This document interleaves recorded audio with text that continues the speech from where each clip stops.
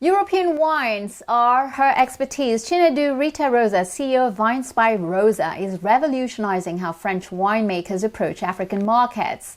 Her passion for wine inspired a mission to cultivate that same enthusiasm across Africa, starting with a wine bar in Lagos. Laurent Soustras caught up with her in Bordeaux, France's wine capital, and her current home.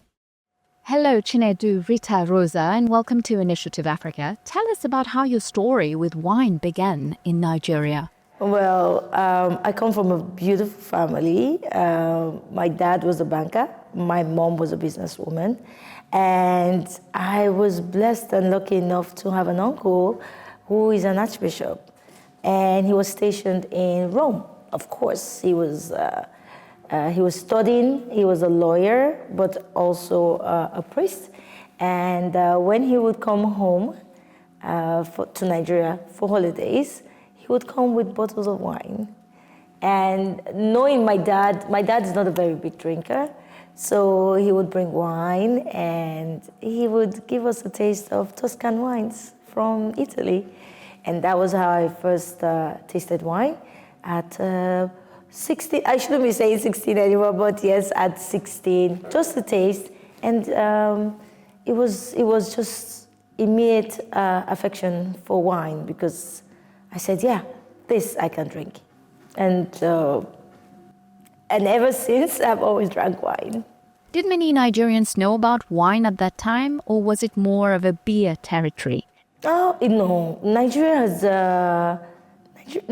a former, I don't say colony of England, but it was part of the British Empire. And beer was what we know.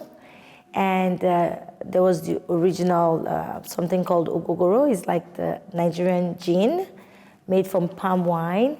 So we drank palm wine, beer, or the spirits, which is made from palm wine, called ogogoro. And yeah, people love beer. Nigeria is hot. And when did you decide to dive into the wine industry? No, well, I did not dive into it by deciding. It wasn't decided. My first husband was Lebanese, and he was working with a trading company. And while he was doing this, working in the trading company, they started bringing in wines. And me, being my father's daughter, I was like, let me try the wines you're bringing, And I did. And I wasn't impressed. After that, he started, bringing home the wines, try this. And my love for wines grew from there. And then you started marketing it in Nigeria at that time. It must have been very difficult. How did you manage to make wine known and appreciated? Well, Nigeria is a huge market. But at that time, we're talking of 1999, 2000, 2005, the market was still very young. So people were just looking for something new. People were looking for something different for events, for weddings. So the first thing you do is, in Africa, or Nigeria in particular, people like to set themselves aside. I am more educated, I am more refined, and wine gave you the ability to do that. Having a glass of wine sets you apart from somebody drinking beer or drinking gin. That means upper class. It became easier and more interesting for the market. And people took on to champagne, sparkling wine, and that was it. Africans just like to have a good party, so it was easier that way. You returned to live in Nigeria in 2008 after being expatriated in Lebanon. How did you manage to start from scratch with the opening of Nigeria's first wine cellar and, behind this concept, wine education? Exactly. And I tell people, this is truthful. I did not study wine at the beginning. I just learned about wine by drinking wine. When you start tasting wine, from the first glass, and you want to know more. My husband bought me my first book, Jancis Robinson, about wines. And that, when you start reading, and you have, I was lucky, honestly, to be able to taste some Grand Cru against some Côte d'Or, Crozes Hermitage. a Chateau of the Pape in my wine store. So I had everything, because a lot of people who are learning about wine, especially in the developing countries, they don't have access to these wines. But I had access to the wines. First, I was a former banker, and when I started the wine store, I did have a lot of connections, I did have a lot of friends, and the wine store was new. It was something different. So we were lucky, we were really lucky. And we were in a part of Lagos called Ikoyi, where it's very calm, and the wine store was situated in a very quiet residential area. We used to call it was an oasis of wines and then of good conversation. It became that niche, it became a small but very interesting part of the Lagos nightlife, day life. People come there to buy wines, they sit down, we have tastings. Women who do not like to drink outside, because in Africa, those days women you're not supposed to be drinking. But when you're in a place like our store, it was so classy, and women can come have a nice glass of wine. So they were professionals, they were moms, they were business women, they were young ladies, because I would also hold little master classes for young ladies, how to drink wine on your first date, how to hold your wine glass, how to flirt with your wine glass, and how to also, be very decisive when you are picking your wine. It's very important for a young woman to be able to decide what she wants to drink. You don't have to leave it to a man to decide for you. Let's now talk about the second part of your life in Bordeaux, in southwestern France, where you currently live, a city with a long wine tradition. How did you manage to find your bearings there? Well, first of all, I love Bordeaux. I came to Bordeaux and I just fell madly in love with the city. And when I got remarried, my husband is French, hence my name Rosa. The Rosa is actually my surname. We decided we were going to move to France. He just told me, I'm ready for us to move to Bordeaux, because he's Parisian. Bordeaux can be very tough, especially when it comes to being a Nigerian, not French speaking, and actually knowing about wine. It's confusing for people. They look at you like, how, But the fact is, I was coming to Bordeaux with a very confident approach, because I have been in the wine trade in Nigeria. I was working with some of the top negos here in Bordeaux, and they knew me. They knew my work ethics, they knew how much wine I was selling, they knew, I thought, the positive side of somebody like me being in Bordeaux. And I had told them, oh, listen, I am moving to Bordeaux, which I think I'm sure they thought I was joking. I said, I'm moving to Bordeaux and I would like to get a job. I came to Bordeaux, I started trying to contact the people I knew, and it was radio silence. Now, that is where it becomes tough for somebody like me as a Nigerian and as an Igbo woman. We love to work, we love business, we have to be contributing something to the society. I cannot just sit down. I was lucky to now meet a group of international moms living here in Bordeaux. We now created something called the Bordeaux Business Network, and it grew into a 1,200 member community. I said, okay, fine, I'm going to start a YouTube channel. This is this is the way Vine Inspire Rosa started. I will start a YouTube channel.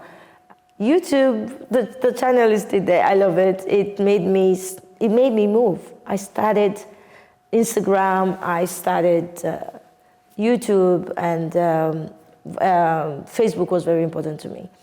And I just went around talking to people and started gathering a following of people who started recognizing that, oh, she knows about wine. And from there you started representing wine exporters. I wish it was that early. No, and then in 2009, 1 year of doing this, there's no payment from it, okay? It was just me trying to put my feet in the door, letting the wineries know that I am here, and then talking to my people back home. Started reconnecting with all the other importers that I knew, telling them, listen guys, I'm here in Bordeaux. If you need anything, let me know. I can check for you. I can do the tastings for you. And that was how it started. Then one day, I got a call from a very lovely winery. They just called me and said, you know what, Madame Rosa, we're looking for clients in Nigeria. Would you be able to help us? Just like that. That was how Vines by Rosa was born. How would you describe the market in Africa today? Now, more and more every day, people are seeing the capability of the wine space in Africa. I work in Kenya, I work in Tanzania, in South Africa, in Ghana, in Côte d'Ivoire, in Rwanda, and you would see that, Nigeria was here. Let's say we're drinking maybe 5% of wine before. Now we're drinking over 35%.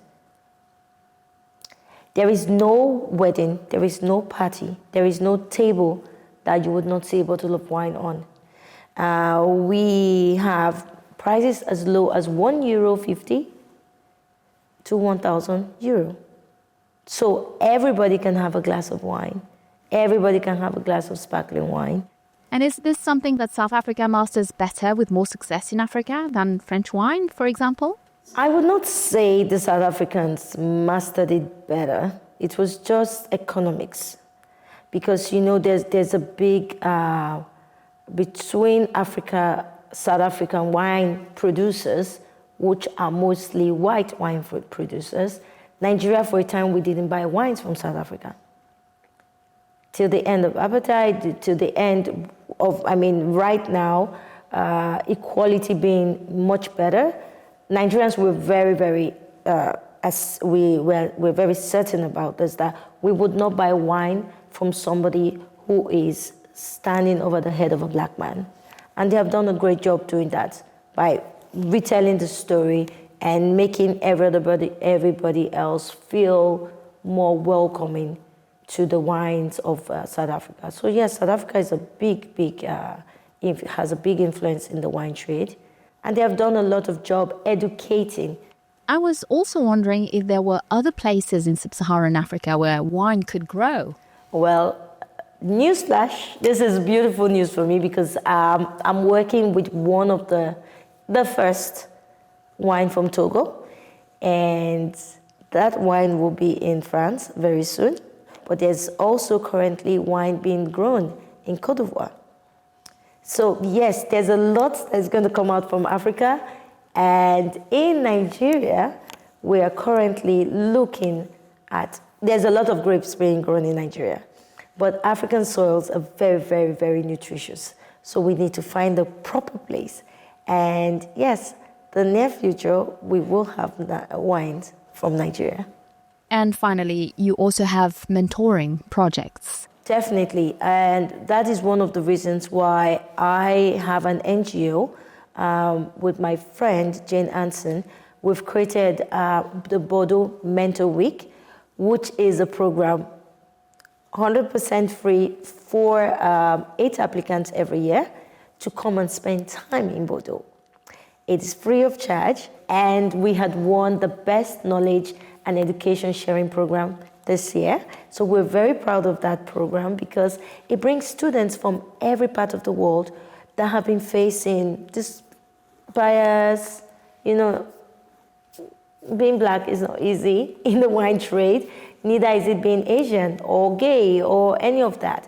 So we have created a program where for 1 week, we will have the students here, all expense paid, and they would be put on the table with the wine makers, the wine producers, the owners of the chateaus. They need to see that there is a lot of talent out there.